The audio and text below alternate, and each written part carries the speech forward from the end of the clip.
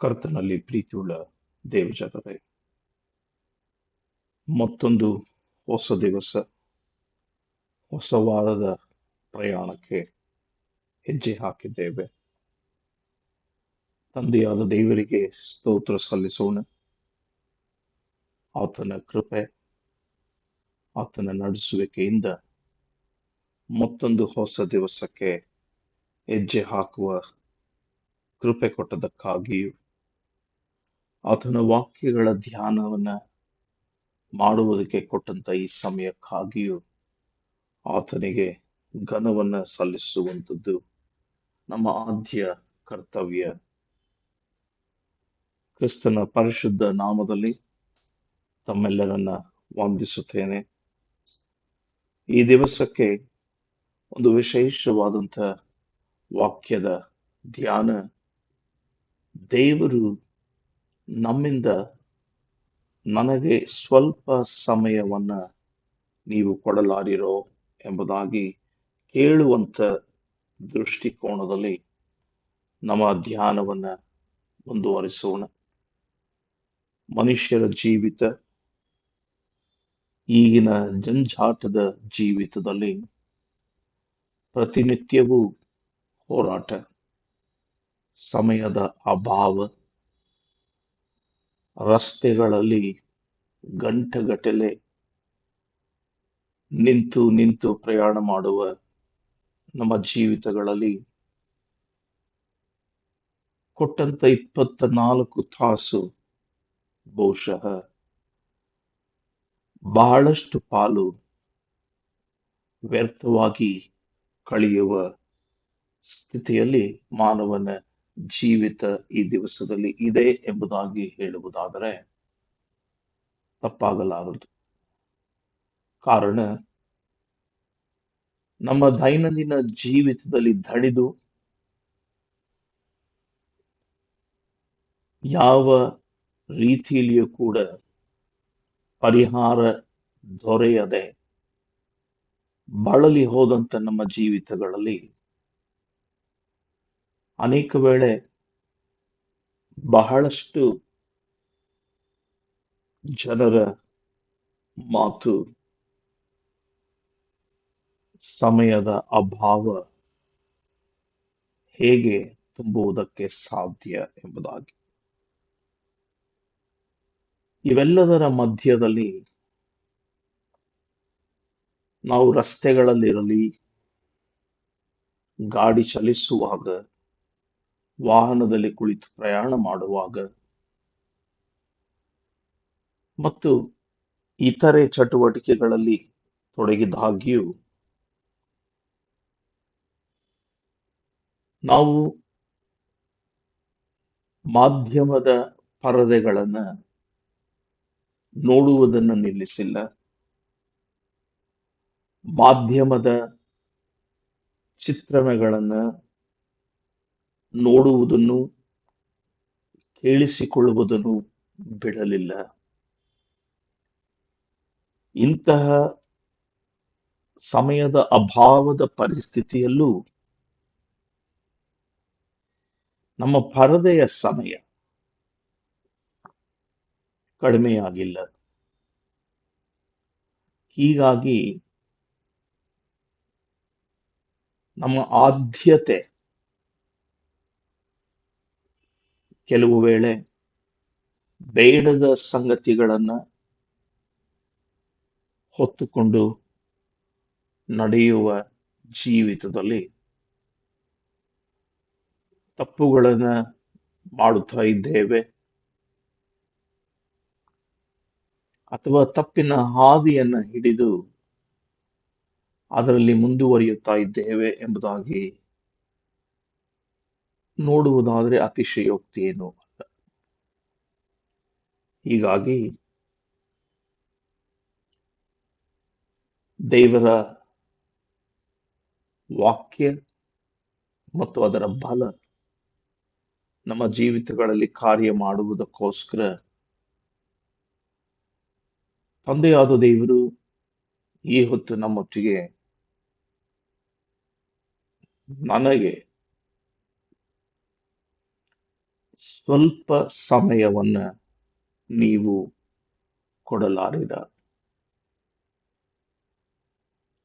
ನಾವು ಬಹುಶಃ ತಂದೆಯಾದ ದೇವರು ನಮ್ಮಿಂದ ಬಯಸುವಂಥದ್ದು ನಮ್ಮಿಂದ ಕೊಡಲು ಸಾಧ್ಯವಿಲ್ಲ. ಬಹಳ ಕಷ್ಟದ ಸಂಗತಿ. ಹೀಗೆ ನಾನಾ ರೀತಿಯಲ್ಲಿ ಆಲೋಚನೆ ಮಾಡ್ತೇವೆ. ಆದರೆ ದೇವರು ಬಯಸುವಂಥದ್ದು ಒಂದು ವಾಕ್ಯ, ಒಂದು ಸಣ್ಣ ಪ್ರಾರ್ಥನೆಯ ಮೂಲಕ ತಂದೆಯೊಟ್ಟಿಗೆ ಮಾತನಾಡುವ ಸಂಬಂಧ, ದಿನನಿತ್ಯವೂ ಮಾಡಬೇಕಾದಂತ ಕೆಲಸ. ತಂದೆಯಾದ ದೇವರು ನಮ್ಮಿಂದ ಬಯಸುವಂಥದ್ದು ಇದನ್ನೇ. ನೀವು ನನಗೆ 24 ತಾಸುಗಳನ್ನ ಕೊಡಬೇಡಿರಿ. ನಿಮ್ಮಿಂದ ನಾನು ಬಯಸುವಂಥದ್ದು ನೀವು ಕೊಡಲಾರದೆ ಹೋಗುವಂತ ಸಂಗತಿ ಏನೂ ಅಲ್ಲ. ನಿಮ್ಮಿಂದ ಇದು ಸಾಧ್ಯ. ನೀವು ಇದನ್ನ ನನಗೆ ಕೊಡುವುದಾದರೆ ಸದಾಕಾಲ ನಾನು ನಿಮ್ಮೊಟ್ಟಿಗೆ ಇರುವುದಕ್ಕೆ, ನಿಮ್ಮೊಟ್ಟಿಗೆ ಸಂಬಂಧವನ್ನ ಬೆಳೆಸುವುದಕ್ಕೆ, ನಿಮ್ಮೊಟ್ಟಿಗೆ ಆ ಸಂಬಂಧದಲ್ಲಿ ನಿಮ್ಮನ್ನ ದಿನನಿತ್ಯವೂ ಕಾಯುವುದಕ್ಕೆ, ದಿನನಿತ್ಯವೂ ನಿಮ್ಮ ಜೊತೆಯಲ್ಲಿ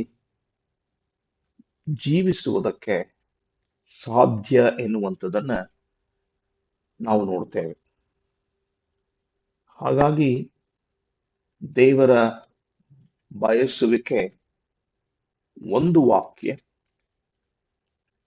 ಪ್ರಾರ್ಥನೆ, ದಿನನಿತ್ಯವೂ ನಮ್ಮ ಕ್ರಮದ ಜೀವಿತ. ಇಷ್ಟನ್ನೇ ದೇವರು ಅಪೇಕ್ಷಿಸುವಂಥದ್ದು. ನಾನು ಈ ಹೊತ್ತು 10 ವಚನಗಳನ್ನು ಓದಿ ಅರ್ಧ ಗಂಟೆ 30 ನಿಮಿಷದ ಅವಧಿಗೆ ಪ್ರಾರ್ಥಿಸಿ ಇನ್ನು 10 ದಿವಸ 15 ದಿವಸ ಸತ್ಯವೇದದ ಕಡೆಗೆ ತಲೆ ಹಾಕದೆಯೂ ಪ್ರಾರ್ಥನೆಯಲ್ಲಿ ದೇವರೊಟ್ಟಿಗೆ ಮಾತನಾಡದೆಯೂ ಹೋಗುವುದಾದರೆ ಅದು ಯಾವ ಪ್ರಯೋಜನವಿಲ್ಲದ ಜೀವಿತ. ಆದುದರಿಂದ ದೇವರು ಬಯಸುವಂಥದ್ದು ದಿನನಿತ್ಯವೂ ನನ್ನೊಟ್ಟಿಗೆ ನಿಕಟವಾದಂತ ಈ ಒಂದು ಸಂಬಂಧವನ್ನ ನನ್ನ ವಾಕ್ಯ ಓದುವುದರ ಮೂಲಕ, ಒಂದು ವಾಕ್ಯ, ಒಂದು ವಚನ ಓದಿರಿ, ನನ್ನೊಟ್ಟಿಗೆ ಪ್ರಾರ್ಥನೆಯಲ್ಲಿ ಮಾತನಾಡಿರಿ. ಇದನ್ನ ದಿನನಿತ್ಯದ ಅಭ್ಯಾಸವನ್ನಾಗಿ ಮಾಡಿಕೊಳ್ಳಿರಿ ಎಂಬುದಾಗಷ್ಟೇ ತಂದೆಯಾದ ದೇವರು ನಮ್ಮನ್ನ ಕೇಳಿಕೊಳ್ಳುವಂಥದ್ದು. ಇದಕ್ಕೆ ಅನುಗುಣವಾಗಿ ದೇವರ ವಾಕ್ಯದಲ್ಲಿ ನಾವು ನೋಡ್ತೇವೆ. ಕೀರ್ತನಗಾರನು ಬರೆಯುತ್ತಾನೆ, 119ನೆಯ ಕೀರ್ತನೆ 105ನೆಯ ವಾಕ್ಯ, ನಿನ್ನ ವಾಕ್ಯವು ನನ್ನ ಕಾಲಿಗೆ ದೀಪವು, ನನ್ನ ದಾರಿಗೆ ಬೆಳಕು ಆಗಿದೆ. ನಿನ್ನ ನೀತಿ ವಿಧಿಗಳನ್ನು ಅನುಸರಿಸುವೆನೆಂದು ಪ್ರಮಾಣ ಮಾಡಿದ್ದೇನೆ, ಅದನ್ನ ನೆರವೇರಿಸುವೆನು. ದೇವರು ಬಯಸುವಂಥದ್ದು ಇದನ್ನೇ. ನನ್ನ ವಾಕ್ಯವು ನಿನ್ನ ಕಾಲಿಗೆ ದೀಪವಾಗಿದೆ, ನಿನ್ನ ದಾರಿಗೆ ಬೆಳಕಾಗಿದೆ. ಈ ವಾಗ್ದಾನದ ವಾಕ್ಯಗಳನ್ನ ದಿನಕ್ಕೆ ಒಂದು ವಚನವನ್ನ ನೀನು ನನಗಾಗಿ ಓದಿ ಅದನ್ನ ಅರ್ಥ ಮಾಡಿಕೊಂಡು ನಿನ್ನ ನಿವೇದನೆಯನ್ನ ನೀನು ಪ್ರಾರ್ಥನೆಯ ಮೂಲಕ ನನ್ನೊಟ್ಟಿಗೆ ಮಾತನಾಡಿ ದಿನವೂ ಈ ಒಂದು ಕಾರ್ಯವನ್ನ ನನಗೋಸ್ಕರ ಮಾಡುತ್ತೇನೆಂಬುದಾಗಿ ವಾಗ್ದಾನ ಮಾಡುತ್ತೀಯೋ ಎಂಬುದಾಗಿ ಆತನು ಕೇಳುವಂತವನಾಗಿದ್ದಾನೆ. ಪ್ರೀತಿಯುಳ್ಳ ದೇವಜನರೇ, ಯಾಕೋಬನ ಪತ್ರಿಕೆ 1ನೇ ಅಧ್ಯಾಯದ 22ನೆಯ ವಾಕ್ಯದಲ್ಲಿ ನಾವು ಹೀಗೆ ನೋಡ್ತೇವೆ, ನೀವು ದೇವರ ವಾಕ್ಯಗಳನ್ನ ಕೇಳಿಸಿಕೊಳ್ಳುವವರು ಮಾತ್ರವೇ ಆಗಿದ್ದು ನಿಮ್ಮನ್ನ ನೀವು ಮೋಸಪಡಿಸಿಕೊಳ್ಳಬೇಡಿರಿ. ಆ ವಾಕ್ಯದ ಪ್ರಕಾರ ನಡೆಯುವವರಾಗಿದ್ದು ನಿಮ್ಮನ್ನು ನೀವು ರಕ್ಷಿಸಿಕೊಳ್ಳಿರಿ ಎಂಬುದಾಗಿ ವಾಕ್ಯ ಹೇಳ್ತದೆ. ಈ ಹೊತ್ತು ನಾನಾ ರೀತಿಯಲ್ಲಿ ಸಮಯವನ್ನ ಕಳೆಯುತ್ತೇವೆ. ನಾನಾ ಸಂಗತಿಗಳಿಗೋಸ್ಕರ ನಮ್ಮ ಅಮೂಲ್ಯವಾದಂಥ ಸಮಯವನ್ನ ವ್ಯಯ ಮಾಡುತ್ತೇವೆ. ಬೇಡದ ಸಂಗತಿಗಳಿಗೆ ಆದ್ಯತೆ ಕೊಟ್ಟು ಬೇಕಾಗಿರುವಂತ ಸಂಗತಿಗಳನ್ನ ಬಿಟ್ಟು ಬಿಟ್ಟಂತ ವ್ಯಕ್ತಿಗಳ ಜೀವಿತದಲ್ಲಿ ನಾವಿದ್ದೇವೆ. ಹೀಗಾಗಿ ದೇವರು ಈ ಹೊತ್ತು ನಮ್ಮನ್ನ ಪ್ರಶ್ನೆ ಹಾಕಿ ಕೇಳುವಂಥದ್ದು, ನನಗೋಸ್ಕರ ಈ ಒಂದು ಚಿಕ್ಕ ಕಾರ್ಯವನ್ನ ಮಾಡಲಾರೆಯ? ಈ ಒಂದು ಚಿಕ್ಕ ಕಾರ್ಯಕ್ಕೆ ಹಿಡಿಯುವಂತ ಚೊಕ್ಕವಾದಂತ ಸಮಯವನ್ನ ನನಗಾಗಿ ಮೀಸಲಿಡಲು ನೀನು ಸಿದ್ಧಳಿದ್ದೀಯೋ?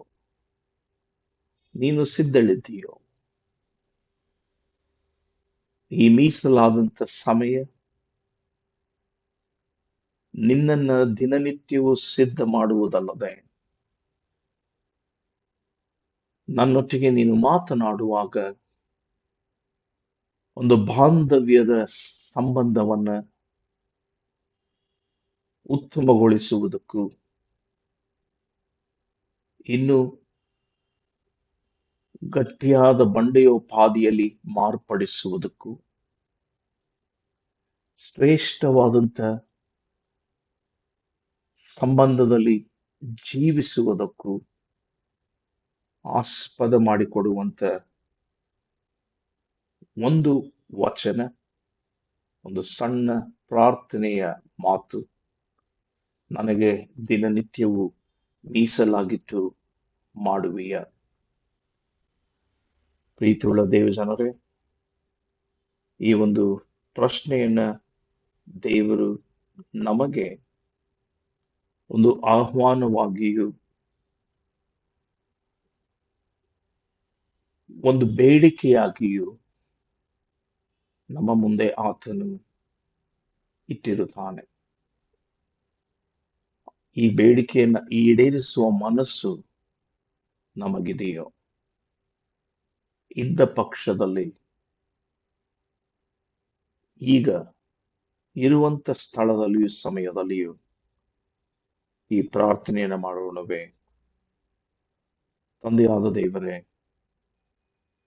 ನಿನ್ನ ವಾಕ್ಯವು ನನಗೆ ದೀಪವಾಗಿಯೂ ಬೆಳಕಾಗಿಯೂ ಇದೆಯಲ್ಲ. ಅನೇಕ ಕಾರ್ಯಗಳಲ್ಲಿ ವ್ಯರ್ಥವಾದಂಥ ಸಮಯವನ್ನು ಕಳೆಯುತ್ತೇನೆ, ನನ್ನನ್ನು ಶ್ರಮಿಸು. ಈ ಹೊತ್ತಿನಿಂದ ದಿನಕ್ಕೆ ಒಂದು ವಾಕ್ಯ ಪ್ರಾರ್ಥನೆಯ ಮೂಲಕ ನಿನ್ನೊಟ್ಟಿಗೆ ನನ್ನ ಮಾತು, ದಿನನಿತ್ಯವೂ ಇದನ್ನು ಅಭ್ಯಾಸವಾಗಿ ಮಾಡಲು ಇಚ್ಛಿಸುತ್ತೇನೆ. ಹೀಗೆ ಮಾಡುತ್ತೇನೆಂಬುದಾಗಿ ನಾನು ನನ್ನಲ್ಲಿಯೇ ಅಂದುಕೊಂಡಿದ್ದೇನೆ. ನೆರವೇರುವ ಕೃಪೆಯಿಂದ ನನ್ನನ್ನು ಪೋಷಿಸು, ನೆರವೇರಿಸುವ ಆಶೀರ್ವಾದವನ್ನು ನನಗೆ ದಯಪಾಲಿಸಿ ಕೊಡು. ಆಮೇನ್.